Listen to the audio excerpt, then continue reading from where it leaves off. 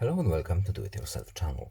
Today I will show you where to find the option to enable notifications when we are screencasting, where to turn them off, and how to keep our screencasting where our screen is off, and where to find its options with Quick Connect. So first we need to go to Settings.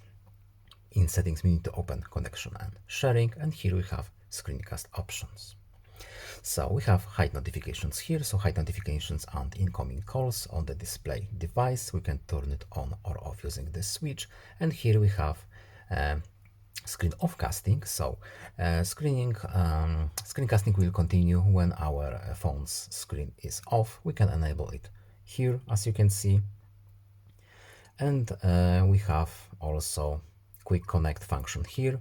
So quickly discover and connect to nearby devices. We can turn it on or off using this switch. And that's all. Bye.